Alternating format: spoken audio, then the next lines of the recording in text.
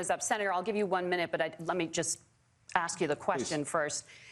The governor has made the point, and I think as a sitting lawmaker, you know that Congress controls the purse strings and any funding. So you have said repeatedly that Donald Trump would, through executive action, solve this. Do you disagree that Congress controls the purse strings and would need to support many of the changes that you would actually want to implement? You have 1 minute. Look, Margaret, first of all, the gross majority of what we need to do at the southern border is just empowering law enforcement to do their job. I've been to the southern border more than our borders are. Kamala Harris has been. And it's actually heartbreaking because the Border Patrol agents, they just want to be empowered to do their job. Of course, additional resources would help. But most of this is about the president and the vice president empowering our law enforcement to say, if you try to come across the border illegally, you've got to stay in Mexico. You've got to go back through proper channels.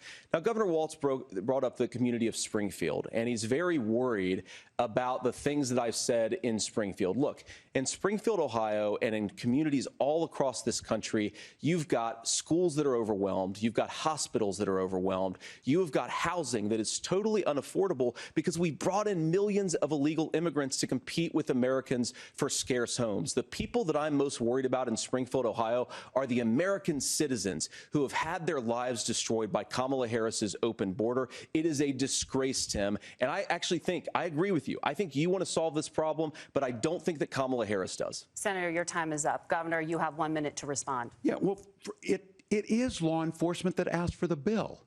They helped craft it. They're the ones that supported it. That's because they know we need to do this. Look, this issue of continuing to bring this up, of not dealing with it, of blaming migrants for everything. On housing, we could talk a little bit about Wall Street speculators buying up housing and making them less affordable, but it becomes a blame. Look, this bill also gives the money necessary to adjudicate. I agree. It should not take 7 years for an asylum claim to be done. This bill gets it done in 90 days. Then you start to make a difference in this, and you start to adhere to what we know, American principles. I don't talk about my faith a lot, but Matthew 25:40 talks about, to the least amongst us you do unto me. I think that's true of most Americans. They simply want order to it. This bill does it. It's funded. It's supported by the people who do it. And it lets us keep our dignity about how we treat other people.